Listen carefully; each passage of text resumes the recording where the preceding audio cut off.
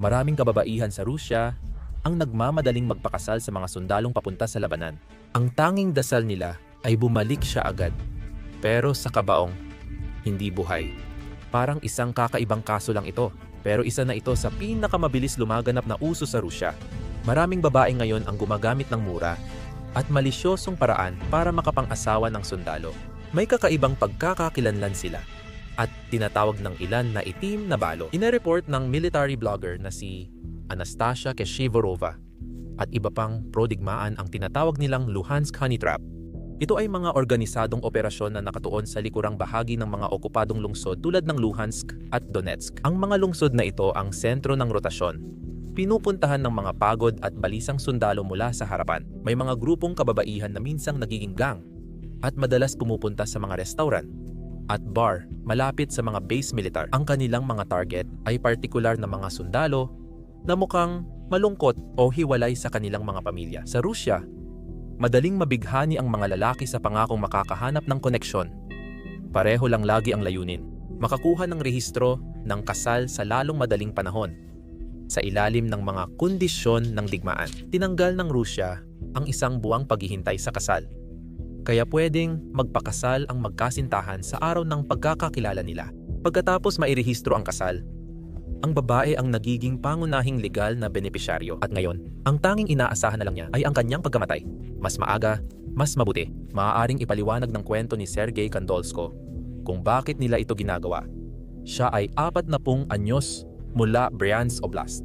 Sumali siya noong Oktubre ng 2000 at 23. At pagkatapos noon, halos agad-agad, pinakasalan niya ang isang babaeng nagngangalang Elena Sokolova. Nang napatay siya sa labanan, lumapit si Elena, hindi upang magdalamhati, kundi para kunin ang dahilan ng kanilang kasal. Nagkagulo nang magsimula ang investigasyon ng korte at nadiskubreng peke ang kasal. Ayon mismo sa pamilya ni Sergei, hindi pa nila nakilala ang nasabing nobya. Lubos silang nagulat nang malaman nilang nagpakasal pala siya. Idineklara ng hukom na walang bisa ang kasal kahit patay na si Sergei at pinagmulta si Sokolova ng 3,000 rubles o $37. Bigo ang plano ni Elena dahil ilang araw lang matapos ang libing ni Sergei, humingi agad si Sokolova ng benepisyo bilang balo na umaabot sa hindi bababa sa $20,000. Halagang pwedeng tumagal sa kanya habang buhay sa Russia. Ngayon, baka itanong mo, paano nalalaman ng mga babaeng ito kung sinong lalaki ang ipadadala sa frontline? Ginagamit ba nila ang profesional, mura, at sopistikadong paraan? Hindi lang isang babae ang gumagamit nito, kundi isang organisadong kriminal na grupong may alam sa sikreto. Sa rehiyon ng Khanty-Mansi, natuklasan ng mga investigador ang isang operasyon ng Black Widow kung saan hindi lang basta-basta sundalo ang kanilang hinahanap. Partikular nilang tinutugis ang mga binatang lalaki na may mga record ng krimen o may problema sa adiksyon, mga taong malamang na hindi masyadong ipaglalaban ng kanilang pamilya para sa kabayaran. Ang grupong ito ay nakalikom ng hindi bababa sa $100 at 60,000 mula sa mga benepisyo sa pagkamatay gamit ang maraming peking kasal. Bago mahuli ng mga autoridad, tila alam na nila agad kung saan mahahanap ang mga lalaking ito. Nadiskubre ng autoridad ang lihim sa investigasyon. May paraan ang grupo para makakuha ng access sa totoong database ng pulisya upang matukoy at maging target ang kanilang mga biktima. Matagal nang naging karaniwan ang scam na ito. At alam na alam ito ng gobyerno. Lahat ay galit sa maruming taktika, maliban sa mga sobrang yumayaman dito. At hindi ko tinutukoy ang mga babae. Sa kasamaang palad, sa kabila kinikita ang totoong pera. Kaya't barya lang ang kita ng mga babaeng ito kumpara sa kanila. Sila ang mga commander ng militar. Pero paano sila nakikinabang mula sa tulong na para dapat sa mga byuda? Minsan, mismong perang ipinangako sa mga sundalong ito, ang bayad na pinagsapalaran nila ng lahat, ay hindi talaga napupunta sa kanilang mga kamay. Dahil ninanakaw ito ng sarili nilang mga commander. May isang sundalo na nagbahagi ng kanyang kwento sa British Broadcasting Corporation, inilarawan niya kung paano ang buong unit nila ay pinutulan ng access sa mga tindahan. At pagkatapos ay inutusan silang gawin ang isang bagay na halos hindi kapani-paniwala. Iabot ang bank card at PIN number nila sa Sergeant Major. Hindi ito pakiusap, kundi utos. Ayon sa ulat, natapos daw na hawak ng opisyal na iyon ang 50 salary card sa kanyang pag-iingat. Karamihan sa mga iyon ay pag-aari ng mga sundalong kasalukuyang nawawala sa aksyon, mga lalaking di na makapagsalita o makahingi ng pera pabalik. Sabi ng sundalo, biglang tumakas ang Sergeant Major na may dalang pera at mga card na naglalaman ng hanggang 2 milyong rubles bawat isa. Isa pang sundalo, si Nikita Kursa, ay nagpasya na lumaban. Inireport niya ang 2 opisyal na nagnakaw sa kanya. Direkta sa pulisya at agad namang kumilos ang mga autoridad.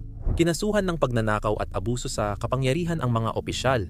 Nagdulot ng tensyon. Kailangan ng mga pamilya na ideklarang patay ang kanilang mga mahal sa buhay para makuha ang lump sum at makaraos sa buhay. Ginagawang buhay sa papel ng mga komandante ang sundalo para mapunta sa kanila ang sweldo nito. Nasa gitna ang mga balong nagluluksa, hirap magluksa, hindi makabayad, at napipilitang lumaban sa korte, laban sa institusyong kumikita sa kanilang pagkawala. Umaabot na sa pinakamataas na antas ang korupsyon ngayong 2024. Si Major General Ivan Popov ay hinatulan ng 5 taon dahil sa pagnanakaw ng 1,700 toneladang bakal na para sana sa paggawa ng fortification para sa kanyang mga tropa. Ibinenta niya ang depensa ng mga sundalo para sa sariling interes. Kung ang isang general ay nagnanakaw ng mga pader na dapat sana'y magliligtas ng buhay, ano pa ang pipigil sa isang komander na nakawin ang sahod ng isang yumaong sundalo? Pero kahit papaano, iyon ay 100 beses na mas makatao kaysa sa ginagawa ng ibang mga komander para sa pera. Ang mga asawa at ina sa Rusya ay bumuo ng mga volunteer na grupo. Ginugugol ang maraming oras sa pagsiscroll sa mga Ukrainian Telegram channel na may mga pangalang tulad ng Cargo 200 Soviet code para sa mga bangkay. Naghahanap sila ng larawan ng mga bangkay. Sinusuri ang tattoo o palatandaan para makilala ang mahal sa buhay. Desperado para sa ebidensyang magagamit sa korte. Dahil sa isang kasalanan, tinawag ito ng mga Ruso na epidemic ng paghahanap. Ipinapakita ng ebidensya na tinatanggihan ng mga commander ang pagpapalitan ng bangkay sa Ukraine. Dahil kung walang bangkay, walang bayad, at tuloy ang buwan ng sahod. Ang pagtanggi na ibalik ang mga bangkay ang siyang lumikha ng tinatawag ngayon ng mga Ruso na epidemic ng paghahanap. Kahit na bumalik pa ang mga bangkay na ito. Sa sobrang dami ng trabaho sa forensic lab ng Rostov-on-Don, inaabot ng buwan ang DNA results. Isang investigasyon noong Hulyo 2025 ang nagbunyag ng mas madilim na bagay. Iniklase ng mga commander ang mga nawawalang sundalo bilang tumakas. Isang lalaki ang nawawala sa labanan, malamang napatay. Ngunit imbes parangalan, tinatakan siya ng militar bilang tumalikod sa tungkulin. Ang simpleng pagpapalit ng salitang iyon, mula sa nasawi patungo sa tumakas, ay nag-aalis ng lahat ng benepisyo para sa pamilya. Nalaman ng investigador na nagaganap ito sa 25 unit sa 11 rehiyon. Ayon sa open source intelligence group na Frontelligence Insight na binanggit ng iStories, 50,500 sundalong Ruso ang naitalang tumakas at kinasuhan ng pag-iwas sa serbisyo militar noong 2024. Samantala, tila katang-isip pa rin ang opisyal na bilang ng namatay sa Russia. Huling umamin noong Setyembre 2022, halos 6,000 sundalo lang ang namatay. Hindi na nila in-update ang bilang na yan mula noon, kahit na may mga record sa korte na nagpapatunay na 10,000 na ang nawawala o namatay. Sinabi ng tagapagsalita ng Kremlin na si Dmitry Peskov, lihim ng estado ang impormasyon sa mga nasawi. Hindi namin kailanman sasabihin sa inyo ang totoo. Ang tunay na itim na balo ay hindi nakabihis pangkasal, kundi uniforme. At matagal nang sinasamantala ang mga pamilyang Ruso mula simula ng digmaan. Hindi lang militar, pati pamahalaan ay nagnanakaw sa pamilya ng mga namatay na sundalo. Si Natalia Kuzmina ay inang may 10 anak mula Tambov. Namatay ang asawa niya sa digmaan. Ang gobyerno ay nagbibigay ng malalaking pangako tungkol sa pera para sa kabaong. Malalaking benepisyo para sa mga pamilya ng namatay. Pero nang pumunta si Kuzmina para kunin ito, tumanggi ang estado na magbayad. Nagtago sila sa likod ng teknikalidad ng burokrasya at malabong dahilan ukol sa unit at pagkamatay ng kanyang asawa. Imbes sa milyong ipinangako, tiket sa museo, diskwento sa kindergarten, at subsidya sa kuryente at tubig lang ang inalok ng pamahalaang panarehiyon. Isipin mo yon. Nang lumantad siya at humingi ng tulong, agad gumalaw ang makinarya ng propaganda. Inatake siya ng mga komentador online. Sinabing masyado siyang maraming anak, tinawag siyang sakim, at inakusahan siyang sinusubukang kumita mula sa digmaan. Diyan mo makikita ang totoong layunin ng Black Widow. Isa lang itong kasangkapan. Ginagamit ito ng estado para siraan ang sinumang byuda na humihingi ng nararapat sa kanya. Ipinapakita nilang mapagsamantala ang mga nagluluksa para di ibigay ang pera. Hindi lang ito nangyayari kay Kuzmina. Nangyayari ito sa buong Rusya at pareho lang ang pattern. Kapag may sundalong pumunta sa Ukraine at hindi sumasagot, kinokontak ng asawa o nanay ang unit militar. Malabo, magkakasalungat, at walang silbi ang sagot na natatanggap nila. Lumilipas ang mga buwan at sa huli siya na mismo ang bumibiyahe sa mga punerarya malapit sa Ukraine. Sinusubukang kilalanin ang mga bangkay dahil walang tumutulong sa kanya. Ang totoong miyembro ng pamilya ay naipit sa isa sa tatlong paraan. Idinedeklara ng militar na tumakas o nawawala ang sundalo. Kaya agad napuputol ang benepisyo at napapabayaan sa pag-aalinlangan ang pamilya. At hindi nila makuha ang mga benepisyo para sa namatay dahil hindi pa kumpirmadong patay siya at hindi sila makausad dahil walang katiyakan. Pinapadaan pa nila ang pamilya sa buwan-buwan na paglilitis bago ideklarang patay siya sa batas at maglabas ng pera. May isa pa akong sasabihin. Pinakamalakas ang tama nito sa pinakamahihirap na rehiyon. Tuva, Buryatia, Dagestan. Ang mga lugar na ito ang nagpadala at nawalan ng pinakamaraming sundalo ayon sa populasyon. Ngayon, ang parehong sistemang nag-recruit sa kanila ay humaharang sa kanilang mga pamilya. Madalas, hindi tumutulong ang militar, kundi aktibong kumikilos pa laban sa mga pamilyang ito. May kasong tinukoy ng stories kung saan sinabi sa balo na kusang umalis ang asawa niya sa unit. Kahit na ilibing na ang kanyang bangkay, tumanggi pa rin ang militar na baguhin ang kanyang katayuan matapos siyang mamatay. Hindi iyon burokrasya, sadyang pagharang talaga iyon. Simula Pebrero 2000 at 22 mahigit 100 at 25,000 sundalong Ruso ang napatay ayon sa British Broadcasting Corporation Russian at Mediasona. Noong Agosto 2000 at 25, tinatayang higit 11 milyon na ang casualty ng Russia ayon sa Western Intelligence, kabilang ang sugatan at napatay. Noong 2000 at 24 lamang, tinatayang 400 at 30,000 sundalong Ruso ang nawala dahil sa pagkamatay at pagkasugat, na mas mataas pa kaysa sa pinagsamang bilang ng mga nasawi noong 2022 at 2023. Ayon sa military analyst, sa bawat sundalong namamatay, may 3 hanggang 4 na nasusugatan. Walang eksaktong bilang ng mga bihag na sundalong Ruso na available. Ayon sa Western Defense, tinatayang 80,000 hanggang 1 milyon sundalong Ruso ang nasugatan mula Pebrero 2000 at 22. Kasalukuyan, 63,000 sundalong Ruso ang opisyal na nawawala. Halos 63,000 pamilya ang naipit sa bangungot na ito. Naghahanap ng kasagutan na maaring di na dumating. Ang pagkilala sa mga bangkay ay naging sariling sakuna. Nagsagawa ang Rusya ng 48,000 DNA tests para matukoy ang labi ng militar hanggang Disyembre 2000. At 24, ang mga bangkay ay bumabalik na sobrang wasak dahil sa mga pag-atake ng artilleriya, drone at pagpapaputok ng misil. Madalas, ang pagsusuri ng DNA mula sa mga piraso ng buto na lang ang tanging paraan. Umaabot ang buwan, kaya napipilitang maghintay ng walang kasiguraduhan. Ang mga pamilyang nais ilibing ang mahal sa buhay. Ang sundalong martir ay dapat igalang. Pero sa Rusya, may presyo sila. Isang ekonomistang Ruso ang tumukoy kung magkano ang halaga ng pagkamatay ng sundalo. At nakakagulat ang resulta. Ang 35 anyos na lalaking 1 taon lang naglingkod at namatay sa labanan ay nagdadala ng halos 100 at 45 milyong rubles. Dolyar 100 at 50,000 dolyar 100 at 80,000 para sa kanyang pamilya. Yan ay halos 20 beses na mas malaki kaysa karaniwang sahod sa Rusya at higit pa sa kita ng karamihan sa mga lalaki sa pinakamahihirap na rehiyon nito. Habang nagtatrabaho bilang sibilyan hanggang edad 60, alamin natin kung saan galing ang perang ito.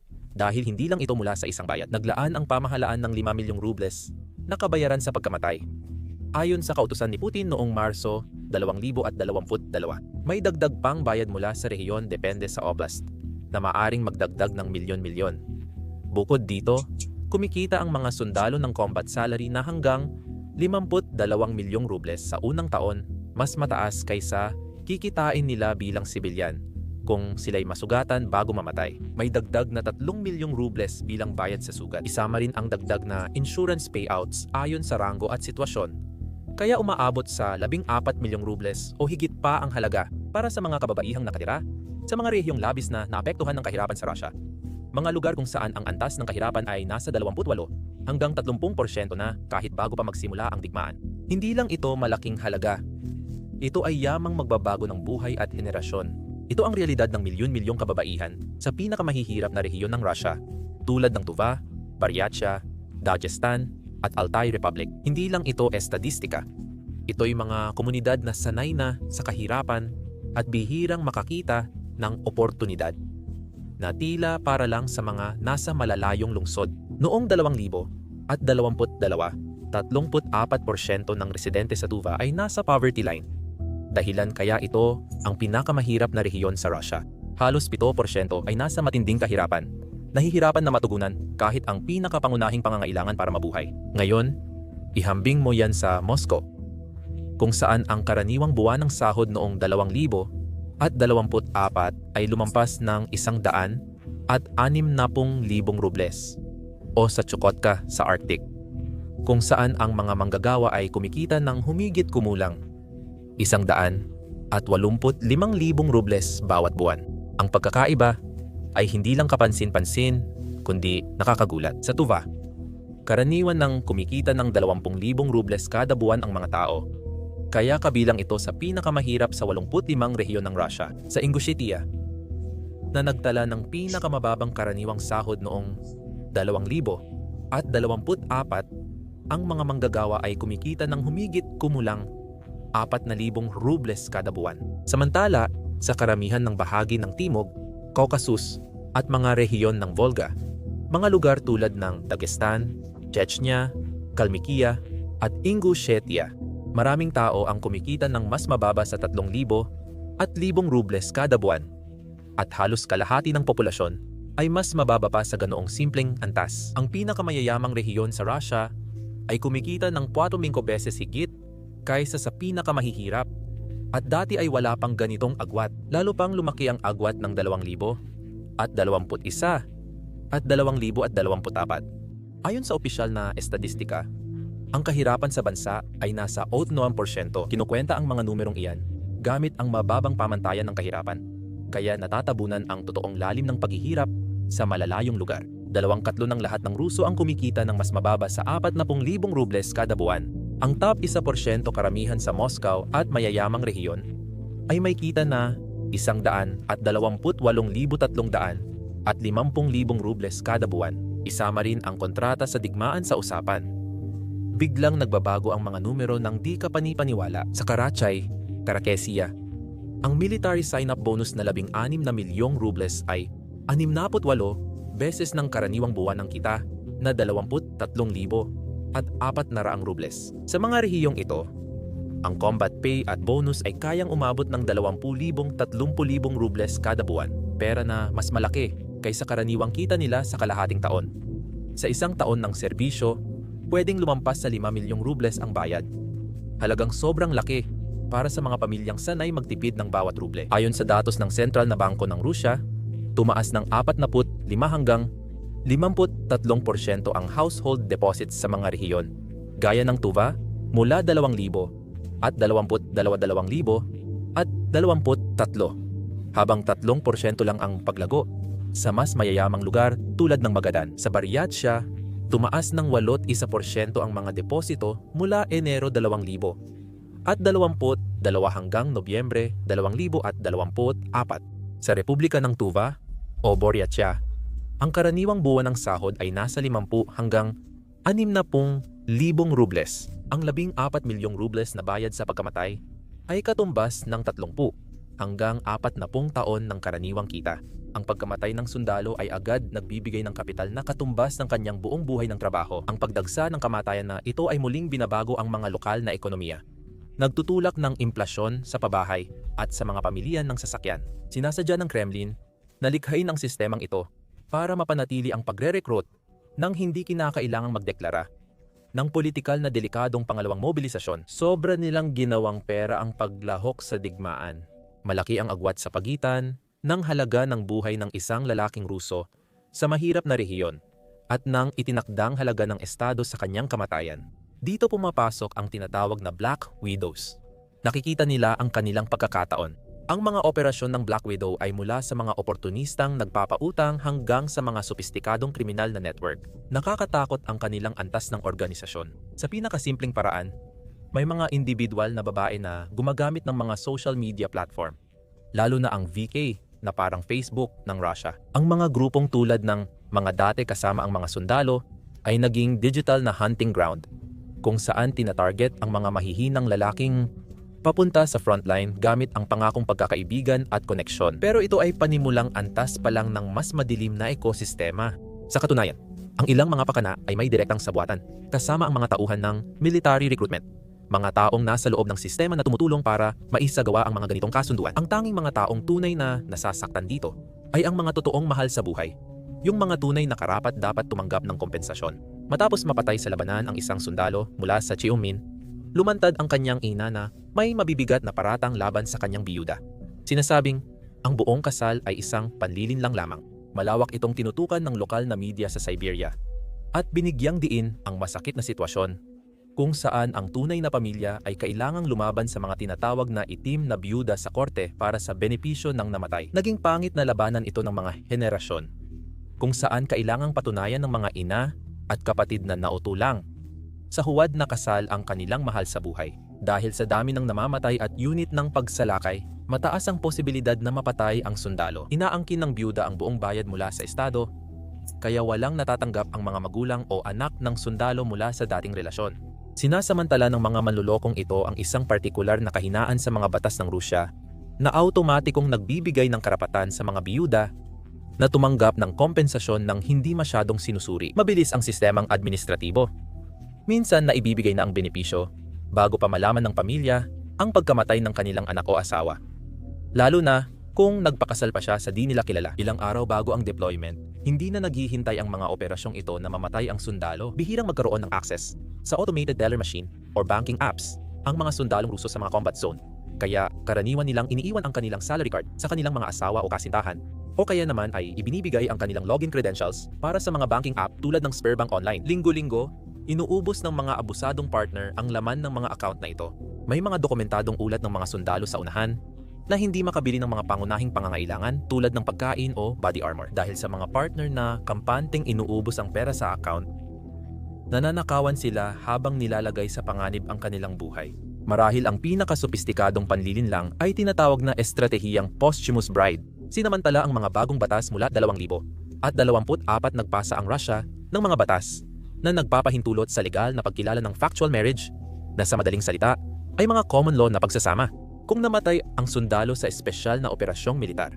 Noble ang layunin nito upang protektahan ang mga kababaihan na nasa tunay at matagal ng relasyon, ngunit hindi kailanman na ikasal ng formal. Ngunit ginamit ng mga manloloko ang probisyong ito bilang sandata. Ngayon, may mga kababaihan na lumalabas matapos mamatay ang sundalo. Bitbit ang mga saksi at pekeng ebidensya ng pagsasama para magsampa ng kaso bilang legal na asawa. Dahil dito, nawawalan ng mana ang magulang ng sundalo o tunay na hiwalay na asawa na nagdudulot ng matinding labanan sa korte. Dahil sa 14 milyong rublong premyo, tinangkang kontrolin ng Rusya ang kaguluhan, ngunit hindi naging epektibo ang kanilang mga hakbang. Enero 2000 at 24 nilagdaan ang Federal Law 40 FZ na nagpatibay ng mas mahigpit na patakaran para sa mga dayuhang gustong magpakasal sa mga Russian para makakuha ng paninirahan. Ang batas ay pangunahing layunin para sa kontrol ng migrasyon na nagpapahirap para sa mga hindi mamamayang Ruso, lalo na ang mga migranteng mula sa gitnang Asya, na gamitin ang kasal sa isang sundalo bilang dalawang paraan para makakuha ng pagkamamamayan at posibleng benepisyo sa pagkamatay. Heto ang problema. Kadalasang sangkot sa operasyon ng Black Widow ang mga Ruso na ginagamit din ang kapwa nila Ruso. Kaya halos walang epekto ang mga hakbang sa migrasyon sa pagpigil ng mapagsamantalang kasal sa bansa na nagtutulak sa phenomenon na ito. Binaha ng mga kaso ang mga korte militar ng Rusya at hindi maikakaila ang pattern na ito. Noong 2022, ang mga korte ay humawak lang ng ilang dosenang kaso ng deklarasyon ng sundalo bilang nawawala o patay na karaniwang itinuturing na normal na papeles tuwing panahon ng kapayapaan. Pagsapit ng 2024 na lunod ang parehong korte sa mahigit 22,400 kaso na humihiling ng opisyal na deklarasyon ng pagkamatay. Pero heto na ang mas madilim na bahagi. Ang mga kasong ito sa korte ay hindi lang basta administratibong pag-aayos. Nagbubukas din ito ng pagkakataon para sa tinatawag na Black Widow fraud. Kumalat ito agad matapos ideklarang patay ang sundalo. Nagsisimula ng dumaloy ang malalaking kompensasyon para sa mga pamilya. At doon na lumalabas ang mga mandaraya. Narito ang huling bahagi na patunay na opisyal na patakaran ito ng gobyerno hindi conspiracy theory. Noong Agosto 2024 naglabas ang Russian State Duma ng batas laban sa Black Widow fraud. Habang tinutukoy ng Kremlin ang mga babaeng niloloko ang Estado, mas malaki ang pandarayang ginagawa mismo ng Estado na parang balewala ang mga individual na modus. Ang totoong biktima ay ang mga pamilyang pinararangalan ng Russia. Nakasalalay ang panloloko sa malupit na panlilinlang. Para matanggap ang 14 milyong ruble na benepisyo sa pagkamatay, kailangan mo ng bangkay at sertipiko ng kamatayan. Kapag namatay ang sundalo, hindi agad sinasabing patay siya ng militar, kundi nawawala sa aksyon muna. Bezhiesty Proprovsky sa Ruso ay ibig sabihin nawawala ng walang bakas, walang bangkay, sertipiko o bayad. Ito ay pagnanakaw na tinago sa papeles. Noong 2024 mahigit 20,000 kaso ang isinampa sa mga korte sa Rusya ng mga pamilyang humihiling na kilalanin ng gobyerno na wala na ang kanilang mga asawa at anak na lalaki. Sa kalagitnaan ng 2,000 at 25,000 na ang kaso, hindi basta-basta nagsampa ang mga taong ito. 10,000 pamilya ang sistematikong kinakaitan ng karapatan, napipilitang kumuha ng abogado at labanan ang sistemang nagpadala sa kanilang mahal sa buhay para mamatay. At isa sa pinakamalalaking dahilan sa likod ng panlilinlang na ito ay kahirapan. Ang opisyal na antas ng kahirapan sa Rusya ay bumaba mula 11.3% noong 2000 at 14 hanggang 7.2% noong 2024. Mukhang progreso, di ba? Pero hindi ito ipinagdiwang ng mga ekonomista. Alam nila na ang pagbaba na ito ay walang kinalaman sa totoong pag-unlad ng ekonomiya dahil ito sa sweldo ng militar, bayad sa pagkamatay, at mga trabahong nalilikha ng paggawa ng gamit pandigma na tumutulong sa mga pamilya na lampasan ang kahirapan. Tinutukoy ng Rusya ang tagumpay ng ekonomiya sa perang galing sa maraming namamatay, kaya baluktot na ang kanilang pamilihan ng paggawa. Ngayon, halos lahat ng sektor ng ekonomiya sa Rusya ay kulang sa manggagawa dahil mas mataas ang sweldo sa militar. Kaya mas pinipili ng marami ang digmaan kaysa karaniwang trabaho. Ayon sa Bloomberg noong 2024 nakamit lang ng lokal na autoridad ang 2/3 ng recruitment quota nila. Kahit may malalaking bonus, tinaas pa ni Putin ang federal na signing bonus sa 40,000 rubles para mahikayat ang mga nag-e-enlist na nagdudulot ng mas matinding inflasyon sa mahihirap na rehiyon.